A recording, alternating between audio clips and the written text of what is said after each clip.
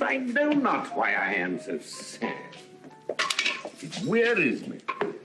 You say it wearies you, but how I caught it, found it, or came by it, what stuff it is made of, whereof it is born, I am to learn. Such a want which sadness makes of me that I have much ado to know myself. Your mind is tossing on the ocean. There, where your Argus is with portly sail, like seniors and rich burghers on the flood. Or, as it were, the pageants of the sea, who overpeer the petty traffickers that curtsy to them, do them reverence as they fly by them with their woven wings. Believe me, sir, had I such ventures forth, the better part of my affections would be with my hopes abroad. I should be still plucking the grass, to know where sits the wind, peering in maps for ports and piers and roads, and every object that might make me fear misfortune to my ventures, out of doubt, would make me sad. My wind cooling my broth would blow me to an ague, and I thought what harm a wind too great might do at sea. I should not see the sandy hourglass run, but I should think of shallows and of flats, and see my wealthy Andrew docked in sand, veiling her high top lower than her ribs to kiss her burial. Should I go to church and see the holy edifice of stone, and not bethink me straight of dangerous rocks, which, touching my gentle vessel's side, would scatter all her spices on the stream, and robe the roaring waters with my silks, and, in a word, but even now worth this, and now worth nothing. Shall I have the thought to think on this? And shall I lack the thought that such a thing perchance would make me sad? But tell not me, I know Antonio is sad to think upon his merchandise. Believe me, no. I thank my fortune for it. My ventures are not in one bottom trusted, nor to one place. Nor is my whole estate upon the fortunes of this present year. Therefore, my merchandise makes me not sad. Why, then you are in love. Oh, fire. No, not in love, neither. Then let us say you are sad because you are not merry. And 'twere as easy for you to laugh and leap and say you are merry because you are not sad. Now, by two-headed Janus, nature hath framed strange fellows in her time. Some that will evermore peep through their eyes and laugh like parrots at a bagpiper, and others of such vinegar aspect, they'll not show their teeth in way of smile, though Nestor swear the jest be laughable. Here comes Bassanio, your most noble kinsman. Gratiano and Lorenzo.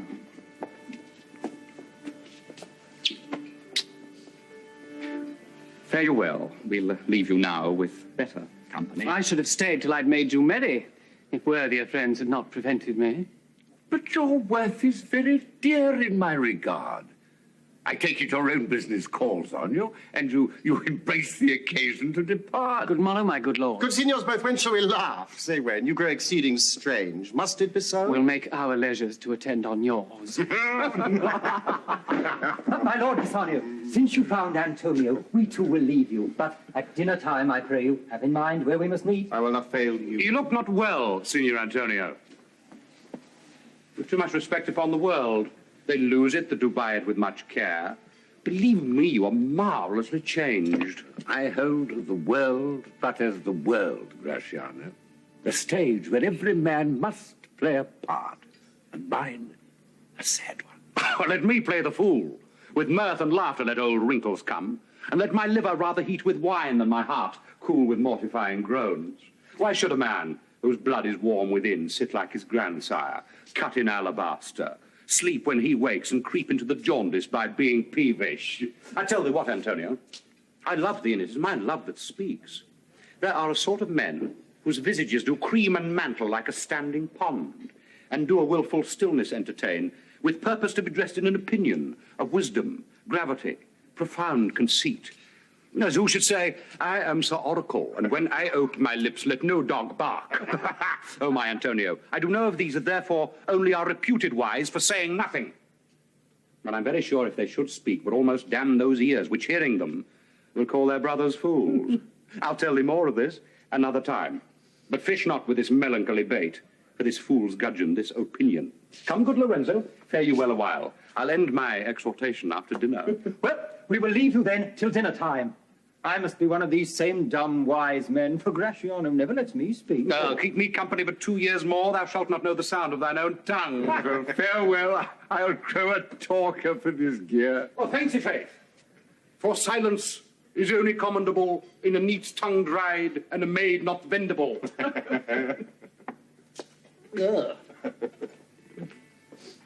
Is that anything, now? Oh, Gratiano speaks an infinite deal of nothing more than any man in all Venice. His reasons are as 2 grains of wheat hid in 2 bushels of chaff. You shall seek all day ere you find them, and when you have them, they're not worth the search. Oh. Well, tell me now. What lady is the same to whom you swore a secret pilgrimage that you today promised to tell me of? It is not unknown to you, Antonio, how much I have disabled mine estate by something showing a more swelling port than my faint means would grant continuance. Nor do I now make moan to be abridged from such a noble rate, but my chief care is to come fairly off from those great debts, wherein my time, something too prodigal, hath left me gauged. To you, Antonio, I owe the most in money and in love. And from your love I have a warranty to unburthen all my plots and purposes, how to get clear of all the debts I owe. Well, I pray you, good Bassanio, let me know it.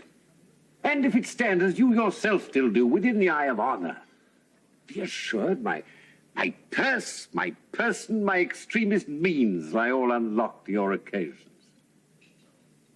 In my school days, when I had lost one shaft, I shot his fellow of the self-same flight, the self-same way, with more advised watch to find the other 4th. And by adventuring both, I oft found both. I urge this childhood proof, for what follows is pure innocence. I owe you much. And like a willful youth, that which I owe is lost.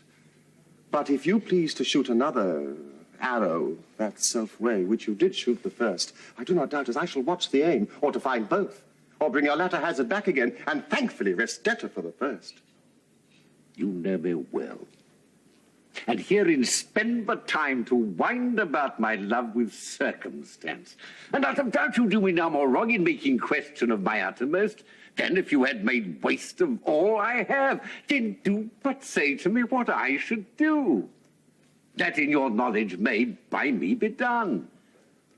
I am pressed unto it. Therefore speak.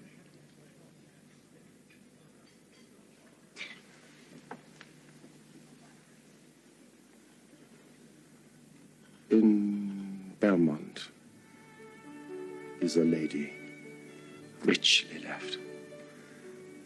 And she is fair, and fairer than that word of wondrous virtues. Sometimes from her eyes I did receive fair speechless messages. Her name is Portia. Nothing undervalued to Cato's daughter, Brutus Portia. What is the wide world ignorant of her worth? For the 4 winds blow in from every coast renowned suitors. And her sunny locks hang on her temples like a golden fleece, which make her seat of Belmont culture strand. And many Jasons come in quest of her. Oh, my Antonio, had I but the means to hold a rival place with one of them, I have a mind presages me such thrift that I should questionless be fortunate. Well, thou knowest that all my fortunes are at sea. Neither have I money nor commodity to raise a present sum. Therefore, go forth, try what my credit can in Venice do. That shall be racked even to the uttermost to furnish thee to Belmont, to fair Portia. I go presently inquire and say, well, I, where money is. And I no question make to have it of my trust or my sake.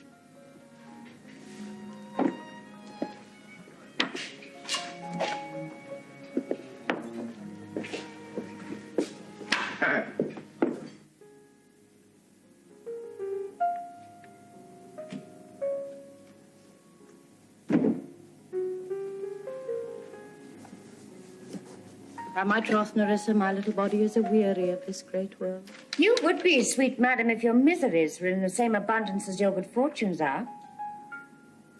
And yet, for aught I see, they are as sick that surfeit with too much as they that starve with nothing. It is no mean happiness, therefore, to be seated in the mean.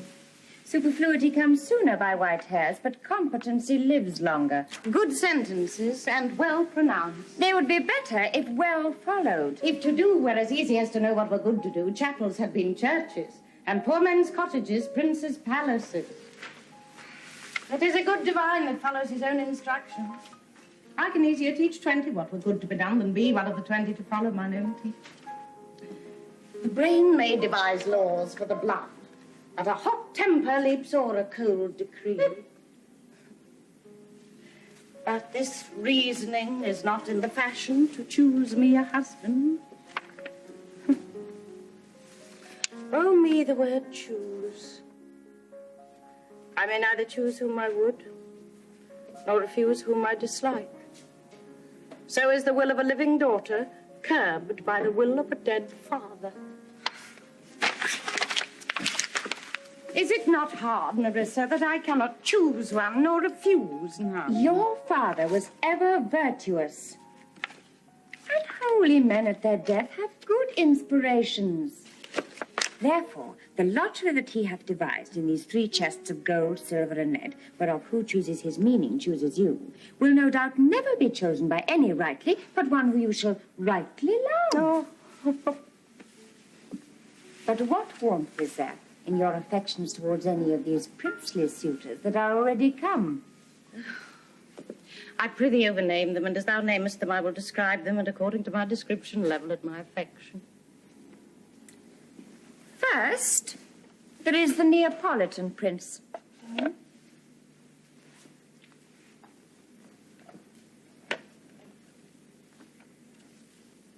Oh, aye, there's a colt indeed.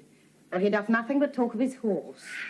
And he makes it a great appropriation to his own good parts that he can shoe him himself.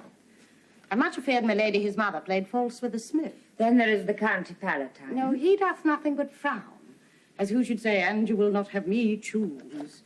I'd rather be married to a death's head with a bone in his mouth than to either of these. God defend me from these 2. How say you by the French lord, Monsieur Le Bon? God made him, and therefore let him pass for a man. Oh, in truth, I know it is a sin to be a mocker, but he hath a horse better than the Neapolitans, a better bad habit of frowning than the County Palatine.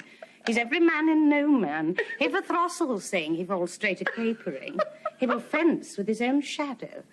If I should marry him, I should marry 20 husbands. If he would despise me, I would forgive him. But if he love me to madness, I will never requite him. What say you then to Falconbridge, the young Baron of England? You know I say nothing to him, for he understands not me, nor I him. He hath neither French, Latin, nor Italian. And you will come into the court and swear I have a poor pennyworth of the English. He is a proper man's picture. But alas, who can converse with a dumb show? And how oddly he is suited. How like you the young German? The Duke of Saxon, his nephew. Very vilely in the morning when he is sober, and most vilely in the afternoon when he is drunk. When he is best, he is a little worse than a man, and when he is worst, he's little better than a beast. And the worst fall that ever fell, I hope I shall make shift to go without him. If he should offer to choose, and to choose the right casket, you should refuse to perform your father's will if you should refuse to accept him. Well, therefore, for fear of the worst, I pray thee, set a deep glass of Rhenish wine on the contrary casket. But if the devil be within and that temptation without, I know he will choose. Madam? I will do anything, Nerissa, ere I will be married to a sponge. You need not fear, lady, of having any of these lords. They have acquainted me with their determinations, which is indeed to return to their home and to trouble you with no more suit. Unless you may be won by some other sort than your father's imposition, depending on the caskets. If I live to be as old as Sibylla, I will die as chaste as Diana, unless I be obtained by the manner of my father's will. I'm glad this parcel of wooers is so reasonable. For there is not one among them but I dote on his very absence, and I pray God grant them a fair departure. Do you not remember, lady, in your father's time, a young Venetian, a scholar and a soldier that came hither in the company of the Marquis de Montferrat? Yes. Yes, it was Bassanio. As I think, so is he called. True, madam. He, of all men that ever my foolish eyes looked upon, was the best deserving a fair lady. I remember him well, and I remember him worthy of thy praise. How now? What news? The 4 strangers seek for you, ma'am, to take their leave. And there is a forerunner come from a 5th, the Prince of Morocco, who brings word the prince, his master, will be here tonight. If I could bid the 5th welcome with so good a heart as I can bid the other 4 farewell, I should be glad of his approach. If he had the condition of a saint and the complexion of a devil, I had rather he should shrive me than wise me. Come, Nerissa, said I go before. Whilst we shut the gate upon one wooer, another knocks at the door. 3,000 ducats. Well. Aye, sir, for 3 months. 3 months. Well, for the which, as I told you, Antonio shall be bound. Antonio is to become bound. Well. May you stead me? Will you pleasure me? Shall I know your answer? 3,000 ducats for 3 months and Antonio bound. Your answer to that. Antonio's a good man. Have you heard an imputation to the contrary? No. My meaning in saying he's a good man is to have you understand, man, that he is sufficient, yet his means are in supposition. He hath an argosy bound for Tripolis, another for the Indy. I understand, moreover, upon the Rialto he hath the 3rd at Mexico, a 4th for England, and other ventures he hath squandered abroad. But ships are but boards, sailors but men. There be land rats and water rats, land thieves and water thieves, I mean, pirates. And then there is peril of waters, winds and rocks. The man is, notwithstanding, sufficient. 3,000 ducats. I think I may take his bond. Be assured you may. Or I will be assured I may. That I may be assured, I will bethink me. May I speak with Antonio? If it please you to dine with us. To smell pork, to eat of the habitation which your prophet, the Nazarite, conjured the devil into. I will buy with you, sell with you, walk with you, talk with you, and so follow him. But I will not eat with you, drink with you, nor pray with you. What news on the Rialto? But who is he comes here? This is Signor Antonio. Shylock. I'm debating of my present store. And by the near guess of my memory, I cannot instantly raise up the gross of full 3,000 ducats. What of that? Tubal, a wealthy Hebrew of my tribe, will furnish me. But soft, how many months do you desire? Rest you fair, good Signor. Your worship was the last man in our mouths. Shylock, albeit I neither lend nor borrow by taking nor by giving of excess, yet to supply the right wants of my friend, I'll break a custom. Is he yet possessed how much he would? Aye, 3,000 ducats. And for 3 months. For 3 months I had forgot. You told me so. Well, then your bond, and let me see. But soft you, methought you said you neither lend nor borrow upon advantage. I do never use it. When Jacob grazed his uncle Laban's sheep, this Jacob from holy Abraham was, as his wise mother wrought on his behalf, the 3rd possessor. He was the 3rd. What of him? Did he take interest? No, not take interest. Not, as you would say, directly interest. Mark what Jacob did. When Laban and himself were compromised that all the eanlings which were streaked and pied should fall as Jacob's hire, the ewes being rank in the end of autumn turned to the rams. And when the work of generation was between these woolly breeders in the act, a skillful shepherd peeled me certain wands, and in the doing of the deed of kind, he stuck them up before the fulsome ewes, who then conceiving did in time fall party-coloured lambs, and those were Jacob's. This was a way to thrive, and he was blessed, for thrift is blessing, if men steal it not. This was a venture, sir, that Jacob served for. A thing not in his power to bring to pass, but swayed and fashioned by the hand of heaven. Was this inserted to make interest good? Or is your gold and silver ewes and ram? I cannot tell. I make it breed as fast. But note me, see. Mark this, Bassanio. The devil can cite scripture for his purpose. An evil soul producing holy witness is like a villain with a smiling cheek, a goodly apple rotten at the heart. But a goodly outside falsehood hand. 3,000 ducats, 'tis a good round sum. 3 months from 12, then let me see. The rate. Well, Shylock, shall we be beholding to you?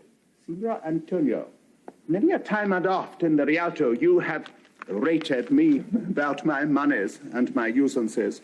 Still have I borne it with a patient shrug, for sufferance is the badge of all our tribe. You call me misbeliever, cutthroat dog, and spit upon my Jewish gabardine, and all for use of that which is mine own.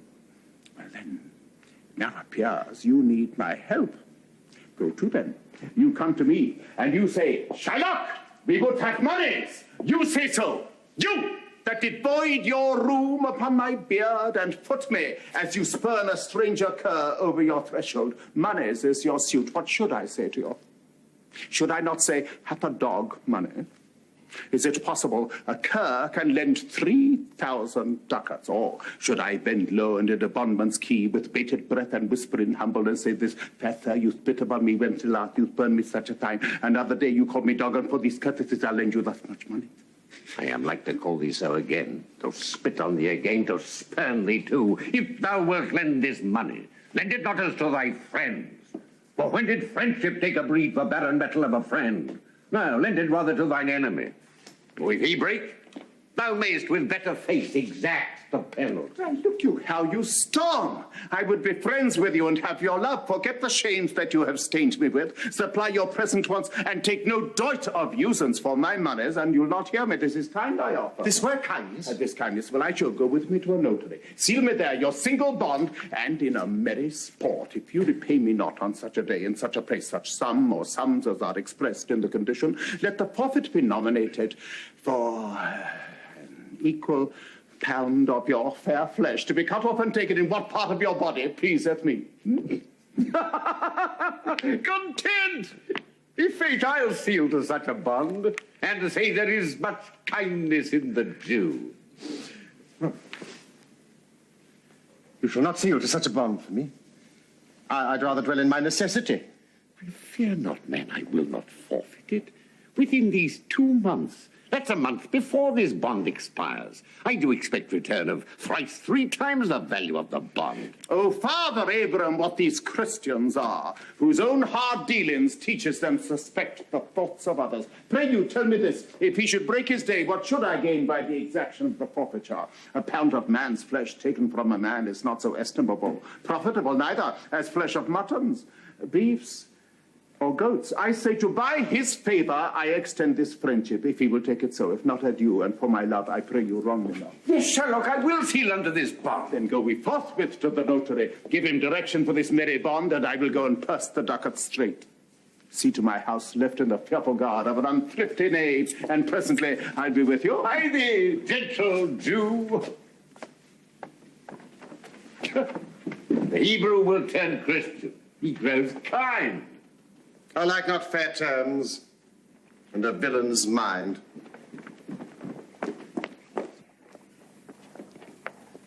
Now, come on.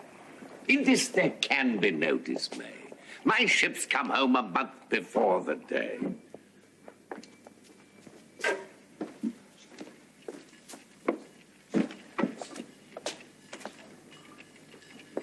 Signor Bassanio, Graciano! I have suit to you. You have obtained it! You must not deny me. I must go with you to Belmont. Well, then you must. But hear the Graciano. Thou art too wild, too rude, and bold of voice. Parts that become thee happily enough, and in such eyes as ours appear not false. But where thou art not known, why, there they appear something too liberal.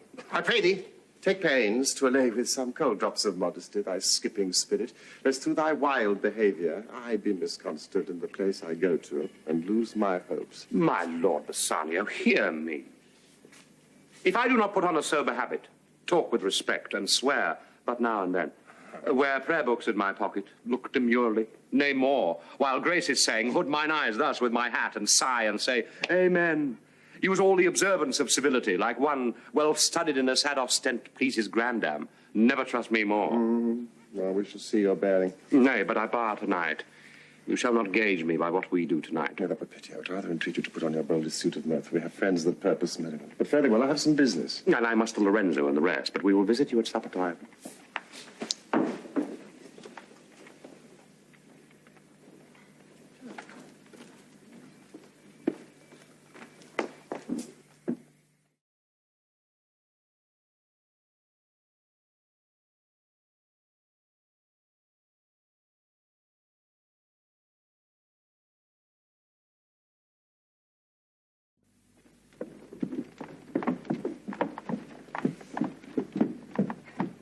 Lancelot, I'm sorry thou would leave my father so. Our house is hell, and thou, a merry devil, didst rob it of some taste of tediousness. But fare thee well. Oh, there is a ducat for thee. And Lancelot, soon at supper thou shalt see Lorenzo, who is thy new master, Lord Bassanio's guest. Give him this letter. Shh! Do it secretly. And so farewell. I would not have my father see me and talk with thee. Adieu. Tears exhibit my tongue. Most beautiful pagan, most sweet Jew, if a Christian do not play the knave and get thee, are much deceived. But adieu. These foolish drops do something drown my manly spirit. Adieu. Farewell, good Lancelot.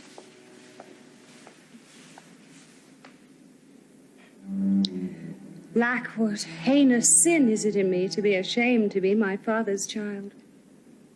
But though I am daughter to his blood, I am not to his manners. Oh, Lorenzo, if thou keep promise, I shall end this strife. Become a Christian. And thy loving wife.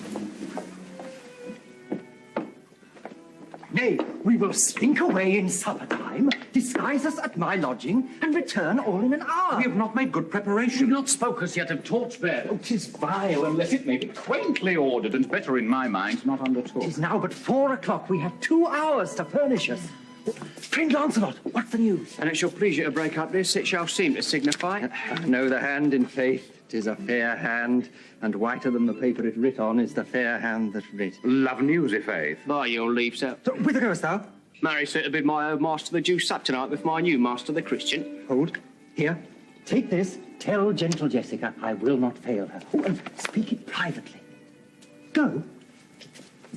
Gentlemen, will you prepare you for this mask tonight? I am provided of a torchbearer. Aye, Mary, I'll be gone about it straight. And so will I. Meet me in Graciano at Graciano's lodgings on our heads. 'Tis good we do so. Is not this letter from fair Jessica? Must needs tell thee all. She hath directed how I shall take her from her father's house, what gold and jewels she is furnished with, what pages' suit she hath in readiness. If e'er the Jew her father come to heaven, it'll be for his gentle daughter's sake. Come, go with me. Peruse this as thou goest. Fair Jessica shall be my torchbearer. Well, thou shalt see. Thy eyes shall be thy judge. The difference of old Shylock and base Anio. What, Jessica? Thou shalt not gormandize as thou hast done with me. What, Jessica? And sleep and snore and rend a panel out. Why, Jessica, I say! Why, Jessica! Did you bid thee call?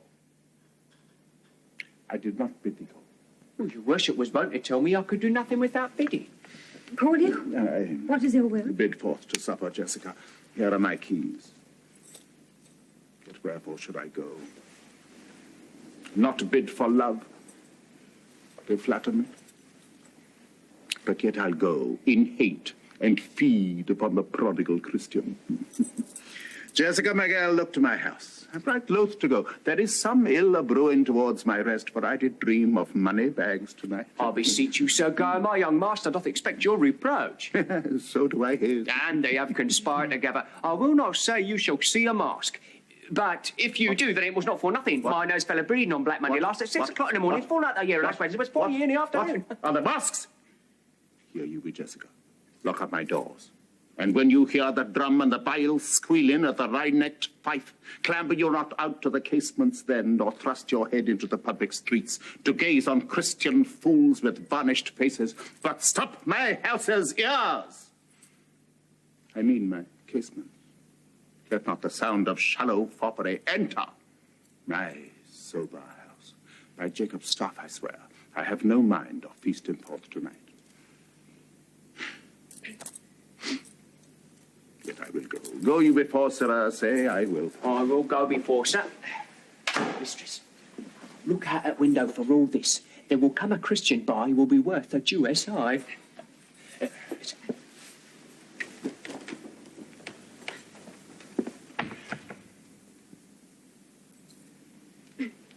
What said that fool of Hagar's offspring, huh? His words were farewell, mistress. Nothing else.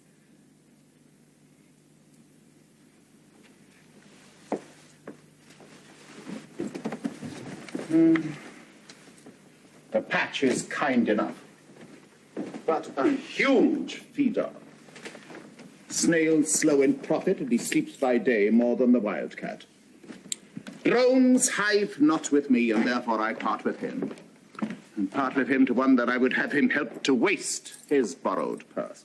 Well, Jessica, go in. Perhaps I will return immediately. Do as I bid you. Shut doors after you. Fast find, fast find. Proverb never stale in thrifty mind.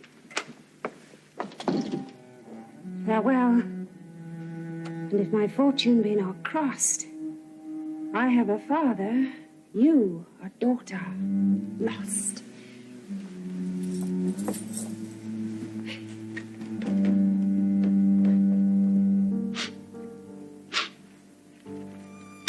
Mislike me not for my complexion, the shadowed livery of the burnished sun, to whom I am a neighbor and near bred. Bring me the fairest creature northward born, where Phoebus' fire scarce thaws the icicles, and let us make incision for your love, to prove whose blood is reddest, his or mine. I tell thee, lady, this aspect of mine hath feared the valiant. By my love, I swear, the best regarded virgins of our clime hath loved it too. I would not change this, except to steal your thoughts, my gentle queen. In terms of choice, I am not solely led by nice direction of a maiden's eyes. Besides, the lottery of my destiny bars me the right of voluntary choosing. But if my father had not scanted me, and hedged me by his wit, to yield myself his wife, who wins me by that means I told you, your self-renowned prince then stood as fair as any comer I have looked on yet for my affection. Even for that, I thank you. By this scimitar that slew the Sophie and a Persian prince, that won 3 fields of Sultan Solomon, I would outstare the sternest eyes that look, outbrave the heart most daring on the earth, pluck the young sucking cub from the she-bear, yet mock the lion when he roar for prey. To win thee, lady. You must take your chance, and either not attempt to choose at all, or swear before you choose if you choose wrong, never to speak to lady afterwards in way of marriage, therefore be advised. No, will not. Come, bring me unto my chance. Go, make your choice.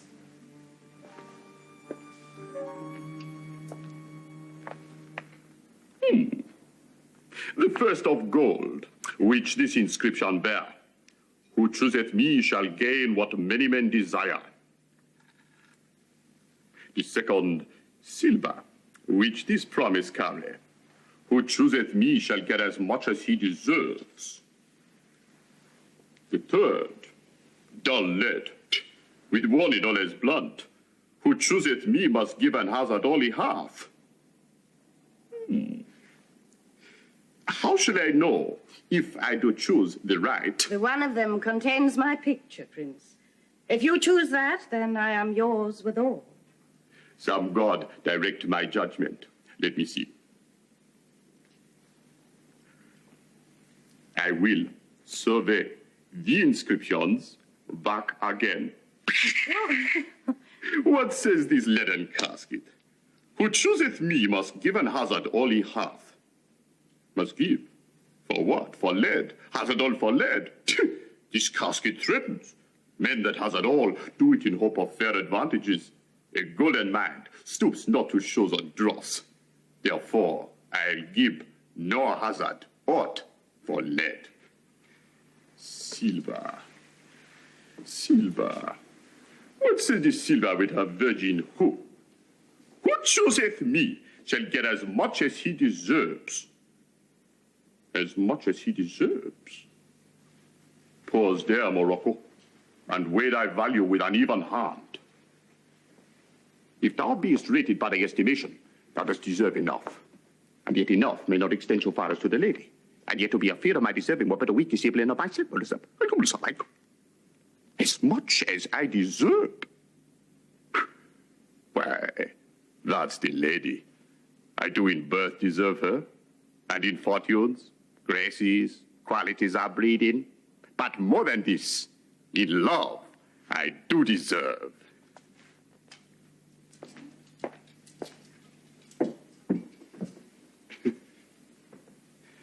What if I strayed no further, but chose here?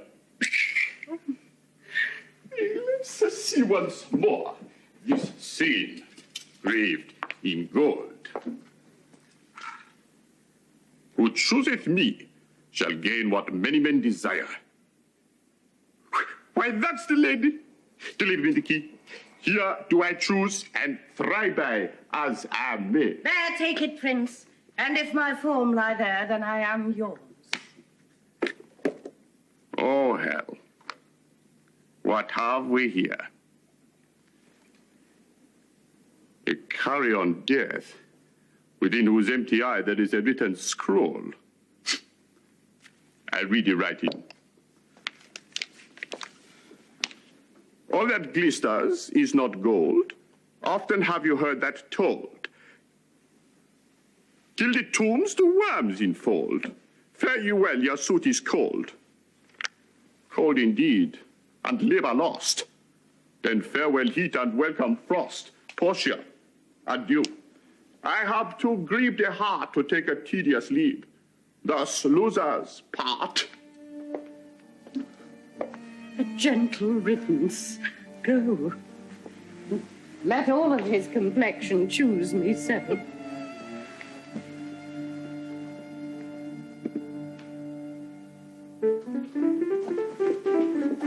Quick, I pray thee. The Prince of Aragon hath ta'en his oath, and comes to his election presently.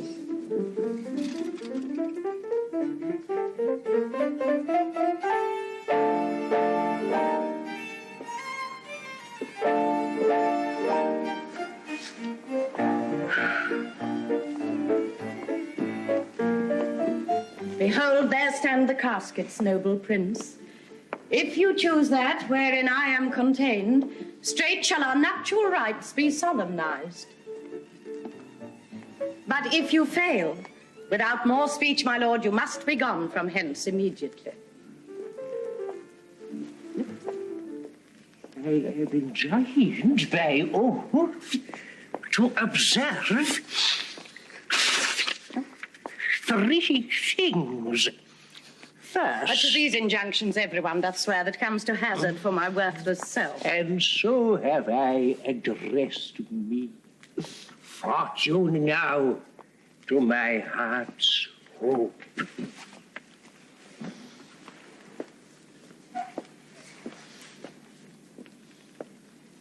Gold.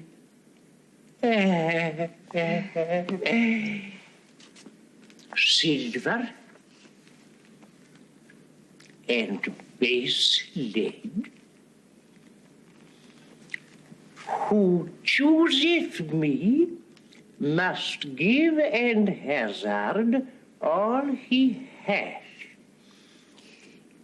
You shall look fairer ere I give or hazard. What says the golden casket? Let me see. Who chooseth me? Who chooseth me? Chooseth me. Who chooseth me shall gain what many men desire. What many men desire. By that many may be meant the fool multitude that choose by show, not knowing more than the fond eye doth teach, which pries not to the interior, but like the martlet builds in the weather on the outward wall, even in the very force and rude of casualty. I will not choose what many men desire, because I will not jump with common spirits, nor rank me with the barber of multitude, while into thee, thou silver treasure house. Tell me once more what title thou dost bear. Who chooseth me? Who chooseth me? Shall get as much as he deserves. Shall get, and well said, too.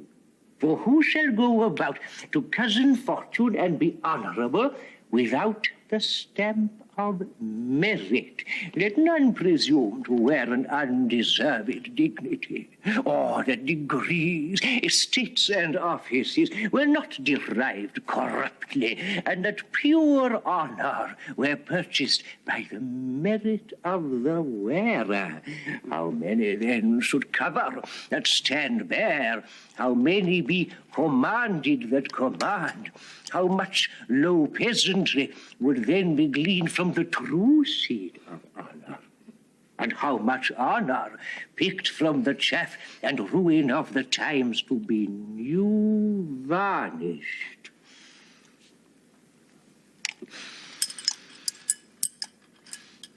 But to my choice. Who chooseth me? Who chooseth me shall have as much as he deserves. I will assume desert. Give me the key for this, and instantly unlock my fortunes here. What's this?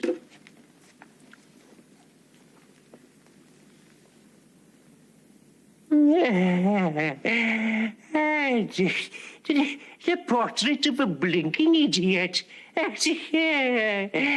Who chooses me shall have as much as he deserves. Did I deserve no more than a fool's head? Is that my prize? Are my deserts no better? To offend and judge are distinct offices and of opposed natures. With one fool's head I came to woo, but I go away with two. Sweet adieu. I'll keep my oath, patiently to bear my wrath.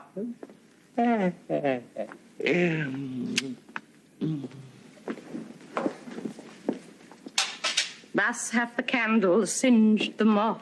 Ma'am, there is a lighted at your gate, a young Venetian, one that comes before to signify the approaching of his lord, from whom he bringeth sensible regreets, to wit, besides commends and courteous breath, gifts of rich value. Yet I have not seen so likely an ambassador of love. A day in April never came so sweet, to show how costly summer was at hand, as this forspurrer comes before his lord. No more, I pray thee. I'm half afeard thou say anon he is some kin to thee, thou spend such high day wit in praise. Come, come, Nerissa, for I long to see quick Cupid's post that comes so mannerly. Bassanio, Lord, love, if thy will it be.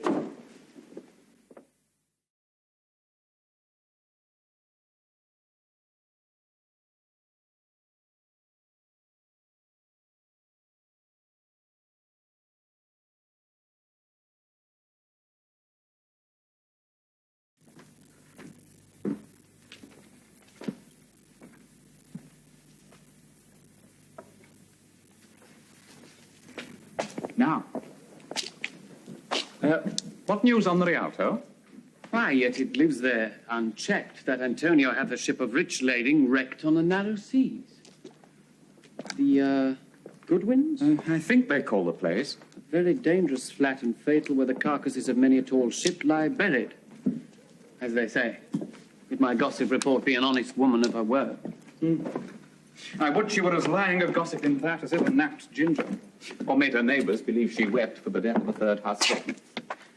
But it is true, without any slips of prolixity or crossing the plain highway of talk, that the good Antonio, the honest Antonio, oh, that I had a title good enough to keep his name company. Come. What says that? The full stop. Why? The end is, he hath lost a ship. Would it might prove the end of his losses. Let me say amen betimes, lest the devil cross my prayer, for here he comes in the likeness of a Jew. How now, Shylock? What news among the merchants?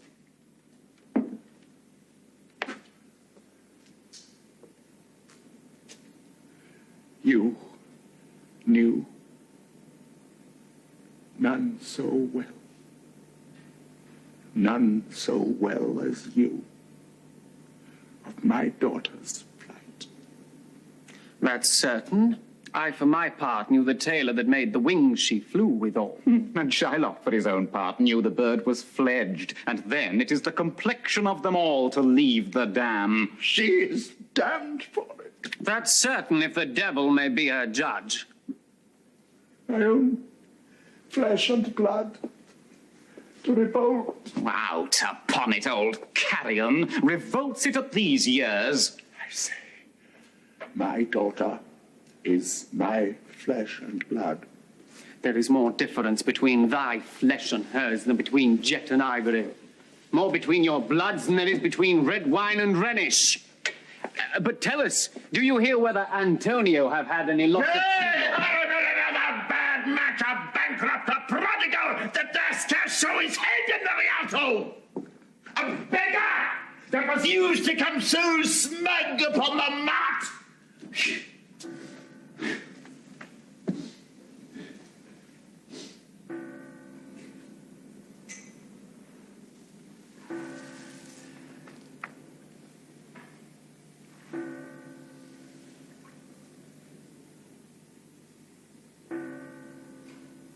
Let him look to his bond.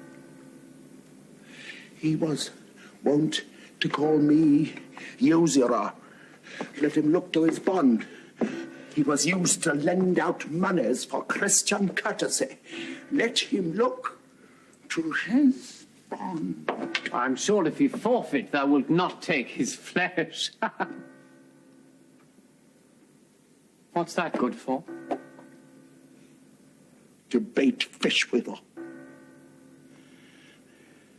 He hath disgraced me and hindered me 500,000, laughed at my losses, mocked at my gains, scorned my nation, thwarted my bargains, cooled my friends. He heated mine enemies, and what is his reason? I'm a Jew.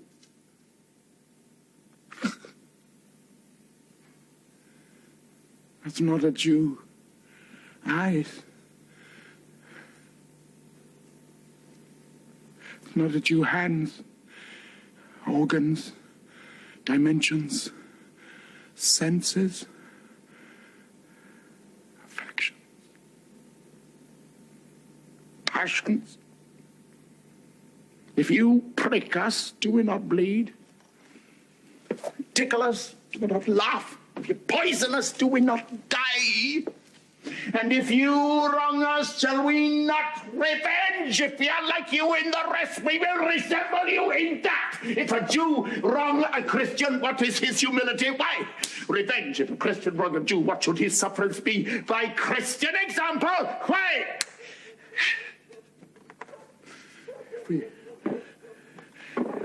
The villainy you teach me, I will execute, and it shall go hard.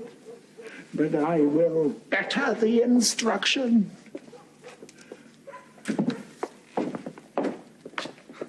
Gentlemen, my master Antonio is at his house and desires to speak with you both. We have been up and down to seek him. Here comes another of the tribe. A third cannot be matched unless the devil himself turn Jew.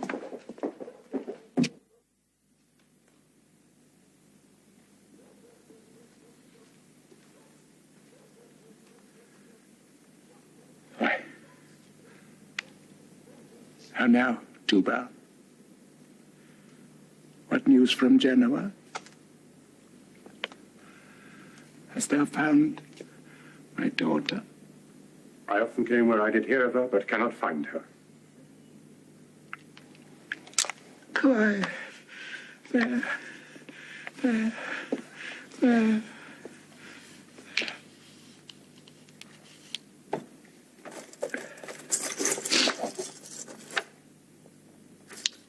A diamond gone.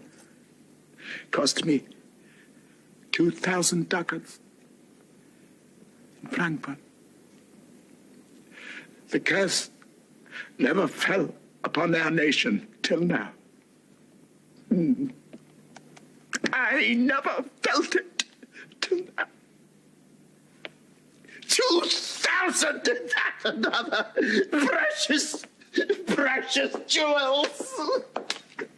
I want my daughter were dead at my foot, and the jewels in her ear. I would she were hers at my foot, and the duchess in her coffin. No news of them. I know not what's lost in the search. Why, now, loss upon loss. The thief gone with so much to find the thief, and no satisfaction, no revenge, no ill luck stirring. But what lights on my shoulders? No sighs but in my breathing, no tears but my shedding.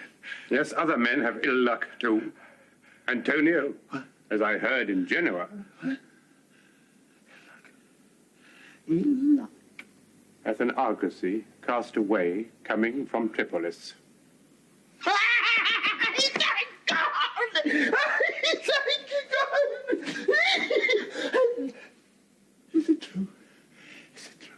I spoke with some of the sailors that escaped the wreck. Thank thee, good Tubal. Good news, good news.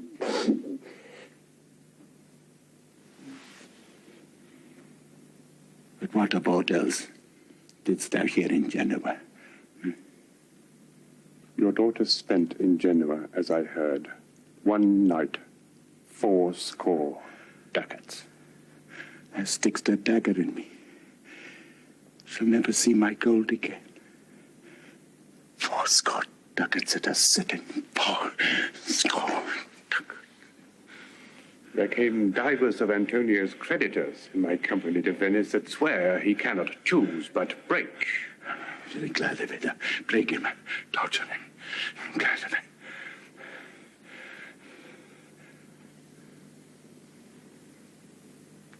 One of them showed me a ring that he had of your daughter. For a monkey?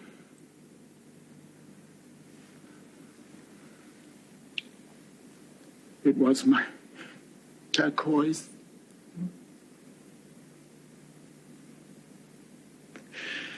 Had it of Leah when I was a bachelor.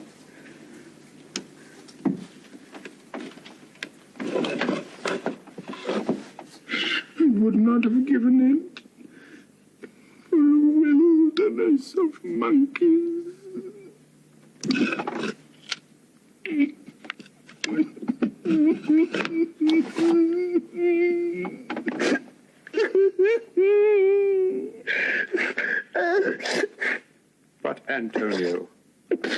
is certainly undone.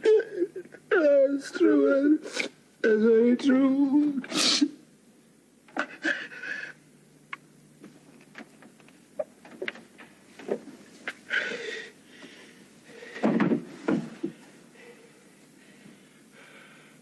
Go, Tuba. Fee me an officer. Bespeak him a fortnight before. I will have the heart of him if he forfeit.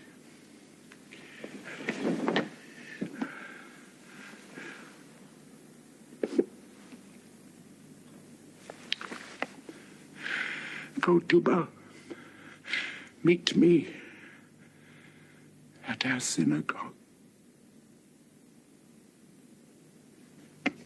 Go, Tuba. At our synagogue. Tuba.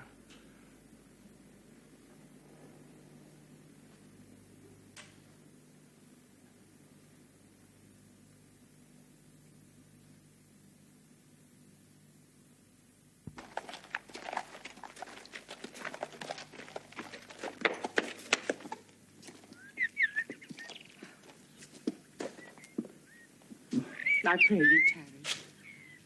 Pause a day or two before you hazard. For in choosing wrong, I lose your company. Therefore, forbear a while. There's something tells me, but it is not love. I would not lose you. And you know yourself hate counsels not in such a quality. But lest you should not understand me well, and yet a maiden hath no tongue but thought, I would detain you here some month or two before you venture from me. I could teach you how to choose right, but then I am forsworn. So will I never be. So may you miss me. And if you do, you make me wish a sin, that I had been forsworn. Oh, beshrew your eyes. They have all looked me and divided me. One half of me is yours, the other half yours. Mine own, I would say, but if mine, then yours, and so all yours. Oh, these naughty times put bars between the owners and their rights, and so though yours not yours. Prove it so, let fortune go to hell for it, not I. I speak too long. But 'tis to please the time, to eke it and to draw it out in length, to stay you from election. Let me choose. For as I am, I live upon the rack. Upon the rack, Bassanio. Then confess what treason there is mingled with your love. None but that ugly treason of mistrust which makes me fear the enjoying of my love. There may as well be amity of life between snow and fire as treason and my love. Aye, but I fear you speak upon the rack, where men enforced do speak anything. Promise me life and I'll confess the truth. Well then, confess and live. Confess and love had been the very sun of my confession. Happy torment, when my torturer doth teach me answers for deliverance. But let me to my fortune and the caskets. Away then. I am locked in one of them. If you do love me, you will find me out.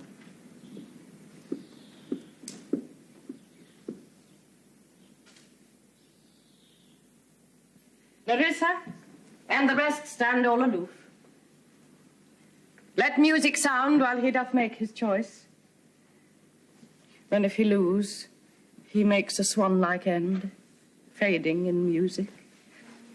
That the comparison may stand more proper, my eye shall be the stream and watery deathbed for him. He may win, and what is music then? Then music is even as the flourish when true subjects bow to a new crowned monarch.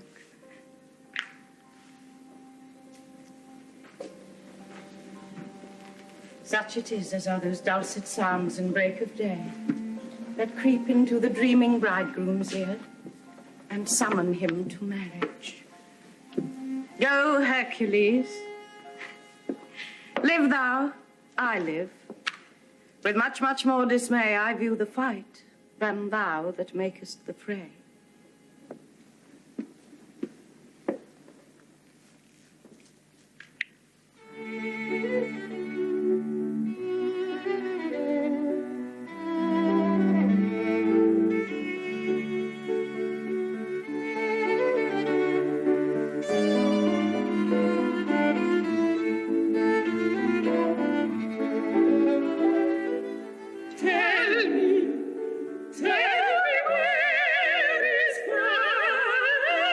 fancy brain, or in the heart, or in the head.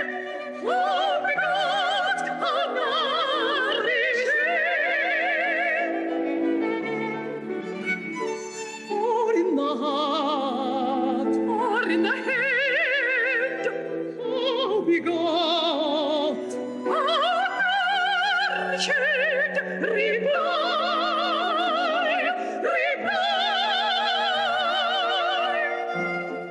It is a dead body there, where busy fate, where fancy dies, in the cradle where it lies. Let us all ring fancy's name, let us all ring fancy's name. I'll begin it, I'll begin, I'll begin, I'll begin, I'll begin. Ding dong bell, ding dong bell, ding dong bell. Let us all ring fancy's bell, ding dong bell, ding dong bell.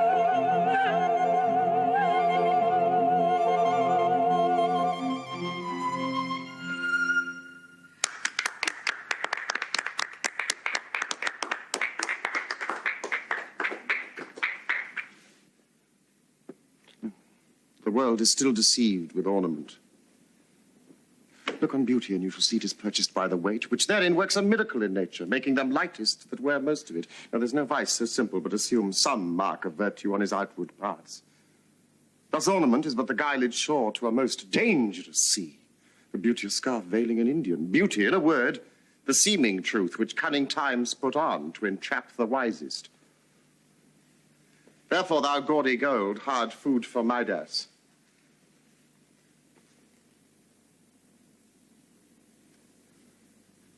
I will none of thee.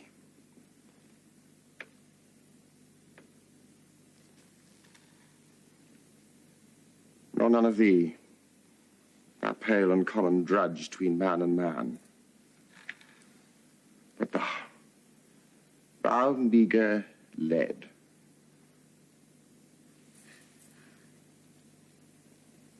Which rather threatenest than dost promise aught. Thy plainness moves me more than eloquence. And here choose I, joy be the consequence.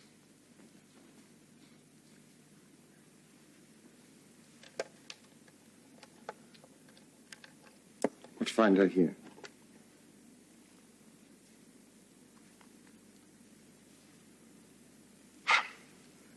Fair Portia's counterfeit. What demigod hath come so near creation? Move these eyes? Or whether riding on the balls of mine seem they in motion? Here are severed lips, parted with sugar breath, so sweet a bar should sunder such sweet friends. Here in her hairs the painter plays the spider, and hath woven a golden mesh to entrap the hearts of men faster than gnats in cobwebs.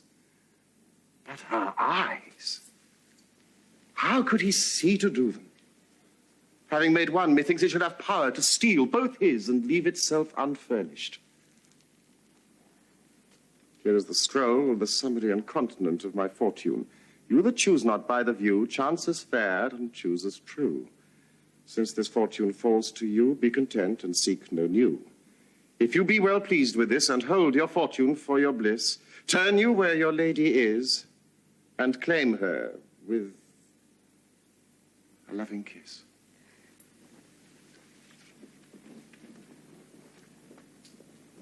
Fair lady, by your leave, I come by note to give and to receive, as doubtful whether what I see be true, until confirmed, signed, ratified by you. You see me, Lord Bassanio, where I stand, such as I am. Though for myself alone, I would not be ambitious in my wish to wish myself much better, yet for you, I would be trebled 20 times myself, 1,000 times more fair, 10,000 times more rich. But only to stand high in your account, I might in virtues, beauties, livings, friends, exceed account. But the full sum of me is sum of something, which to term and gross is an unlessoned girl, unschooled, unpracticed. Happy in this, she is not yet so old, but she may learn. Happier than this, she is not bred so dull, but she can learn. And happiest of all is that her gentle spirit commits itself to yours, to be directed as from her lord, her governor, her king. Myself and what is mine, to you and yours, is now converted. But now I was the lord of this fair mansion, master of my servants, queen or myself. And even now, but now, this house, these servants, and this same myself are yours, my lords. I give them with this ring, which when you part from, lose, or give away, let it presage the ruin of your love, and be my vantage to exclaim on you.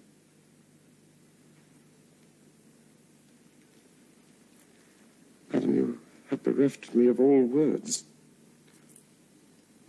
And my blood speaks to you in my veins. There is such confusion in my powers, expressed and not expressed. But when this ring parts from this finger, then parts life from hence. I would then be bold to say, Bassanio's dead.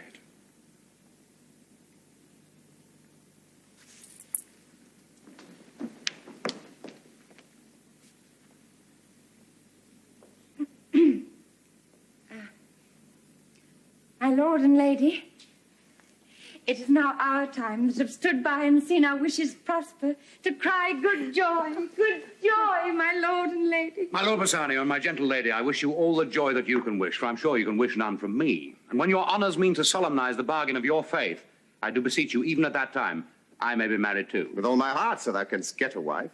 Thank you, lordship, you've got me one. My eyes, my lord, can look as swift as yours. You saw the mistress, I beheld the maid. You loved, I loved. For intermission no more pertains to me, my lord, than you. Your fortune stood upon the caskets there, and so did mine too, as the matter falls. For swearing till my very roof was dry with oaths of love, at last, if promise last, I got a promise of this fair one here, to have her love, and provided your fortune achieved her mistress. Is this true, Nerissa? Madam, it is. So you sound pleased with all. And the Graciano mean good faith. Oh, yes, faith, my lord. A feast shall be much honoured by your marriage. We'll play them the first boy for 1,000 ducats. Stake down. Oh, no, we shall ne'er win at that sport and stake down. What, who comes here? Lorenzo and his infidel. What, and my old Venetian friend Salerio? Lorenzo and Salerio, welcome hither. If the youth of my new interest have power to bid them welcome, by your leave I bid my friends and very countrymen sweet Portia welcome. So do I, my lord. They are entirely welcome. I thank your honour. For my part, my lord, my purpose was not to have seen you here, but meeting with Salerio by the way, he did entreat me past all saying nay to come with him along. I did, my lord, and I have reason for it. Signor Antonio commends him to you. Ere I ope this letter, tell me how my good friend doth. Not sick, my lord, unless it be in mind, nor well unless in mind. His letter there will show you his estate. Go, Nerissa, cheer yon stranger, bid her welcome. Your hand, Salerio. What's the news from Venice? How doth our royal merchant, good Antonio? I know be pleased with our success. We are the Jasons. We have won the fleece. I would you had won the fleece that he hath lost. There are some shrewd contents in yon same paper that steals the colour from Bassanio's cheek. With leave, Bassanio, I am half yourself, and I must freely have the half of anything that this same paper brings you. Sweet Portia, here are a few of the unpleasantest words that ever blotted paper. Gentle lady, I have engaged myself to my dear friend. Engaged my friend to his mere enemy, to feed my means. It is a letter, lady. The paper is the body of my friend, and every word in it a gaping wound issuing life's blood. But is it true? Salerio, had all his ventures failed? What, not one hit? From Tripolis, Mexico, and England, from Lisbon, Barbary, and India, and not one vessel escaped the dreadful touch of merchant marring rocks. Not one, my lord. Besides, it should appear if he had the present money to discharge the Jew, he would not take it. Never did I know a creature that did bear the shape of man so keen and greedy to confound a man. He plies the Duke at morning and at night, and doth impeach the freedom of the state if they deny him justice. 20 merchants, the Duke himself, and the magnificos of greatest port have all persuaded with him.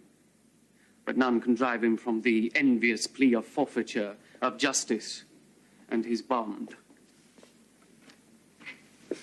When I was with him, I have heard him swear to Tubal and to Chus, his countrymen, that he would rather have Antonio's flesh than 20 times the value of the sum that he did owe him. And I know, my lord, if law, authority, and power deny not, it will go hard with poor Antonio. Is it your dear friend that is thus in trouble? The dearest friend to me, the kindest man. The best conditioned and unwearied spirit in doing courtesies. One in whom the ancient Roman honor doth more appear than any that draws breath in Italy. What sum owes he the Jew? For me, 3,000 ducats. What, no more? Pay him 6,000 and deface the bond. Double 6,000 and then treble that before a friend of this description shall lose a hair thorough Bassanio's fault. First go with me to church and call me wife, and then away to Venice to your friend. For never shall you lie by Portia's side with an unquiet soul. You shall have gold to pay the petty debt 20 times over. And when it is paid, bring your true friend along. My maid Nerissa and myself, meantime, will live as maids and widows. Come, away. For you shall hence upon your wedding day. Bid your friends welcome. Show a merry cheer. Since you are dear bought, I will love you, dear.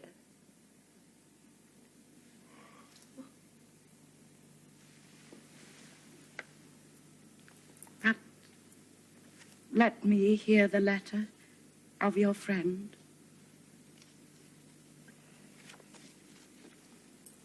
Sweet Bassanio. My ships have all miscarried. My creditors grow cruel. My estate is very low. My bond to the Jew is forfeit. And since in paying it is impossible I should live, all debts are cleared between you and I, if I might but see you at my death. Jada, look to him. Tell me not of mercy. This is the fool that lent out money greatest. Jailer, look to him. Hear me yet, good Shylock. I have my bond. Speak not against my bond. I have sworn an oath that I will have my bond. Thou couldst me dog before thou hadst a cause, but since I am a dog, beware my fangs. The Duke shall grant me justice. I do wonder, thou naughty jailer, that thou art so fond to come abroad with him at his request. I pray thee hear me speak. I have my bond. I will not hear thee speak. I have my bond, and therefore speak no more. They made a soft, Dull-eyed fool, to shake the head, relent and sigh, and yield to Christian intercessors. Follow not. I'll have no speaking. I will have my bond.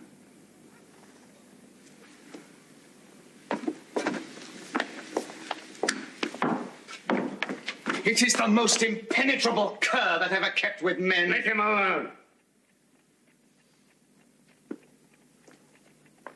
I'll follow him no more with bootless prayers. He seeks my life. His reason well I know. I oft delivered from his forfeitures many that ever times made moan to me. Therefore he hates me. I'm sure the Duke will never grant this forfeiture to hold. The Duke cannot deny the course of law. For the commodity that traders have with us in Venice, if it be denied, will much impeach the justice of the state, since that the trade and profit of the city consisteth of all nations. Olivier. These griefs and losses have so baited me that I shall hardly spare a pound of flesh tomorrow to my bloody creditor. Taylor, on.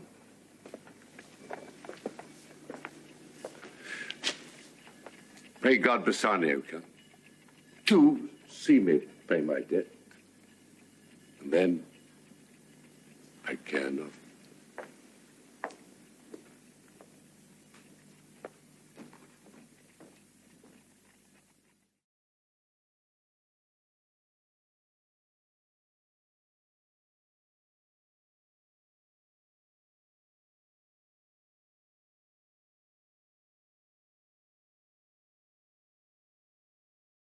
Madam, although I speak it in your presence, you have a noble and a true conceit of godlike amity, which appears most strongly in bearing thus the absence of your lord.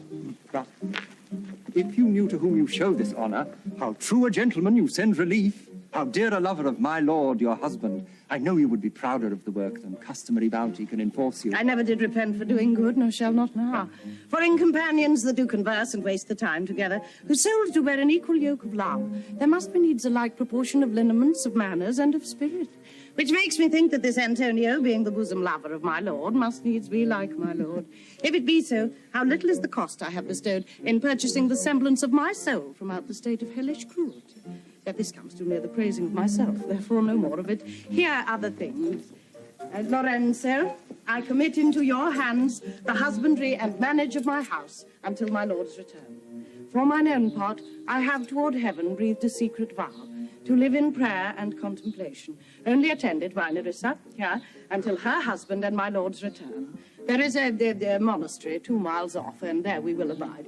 I do desire you not to deny this imposition, the which my love and some necessity now lays upon you. Madam, with all my heart, I shall obey you in all fair commands. Now, my people do already know my mind, and will acknowledge you and Jessica in place of Lord Bassanio and myself. So fare you well till we shall meet again. Fair thoughts and happy hours attend on you. I wish your ladyship all heart's content. Thank you for your wish, and I'm well pleased to wish it back on you. Fare you well. Jessica.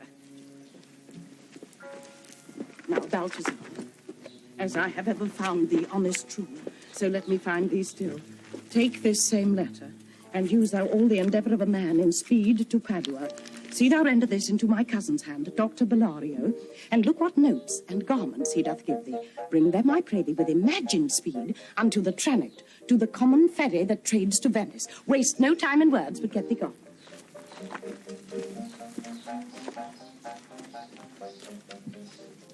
I shall be there before thee. Madam, I go with all convenient speed. Come on, Nerissa, for I have work in hand that you yet know not of. We'll see our husbands before they think of us. Therefore, haste away, for we must measure 20 miles today.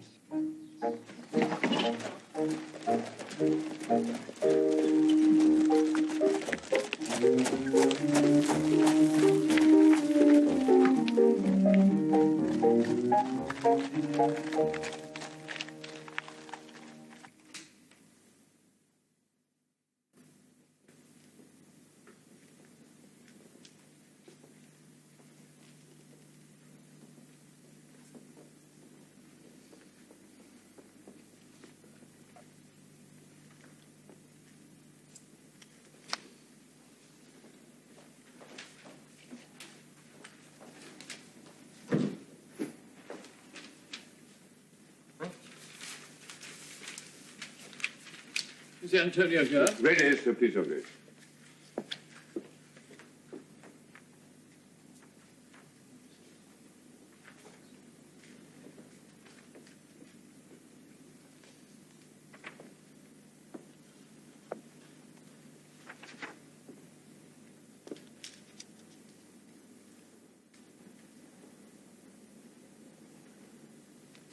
I'm sorry for thee. Thou art come to answer a stony adversary, an inhuman wretch, incapable of pity, void and empty from any dram of mercy. I have heard your grace has taken great pains to qualify his rigorous course. But since he stands obdurate, and that no lawful means can carry me out of his envy's reach, I do oppose my patience to his fury, and am armed to suffer with the quietness of spirit the very tyranny and rage of his.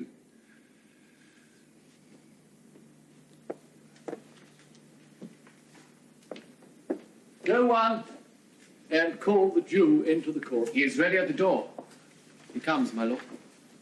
Make room, and let him stand before our face.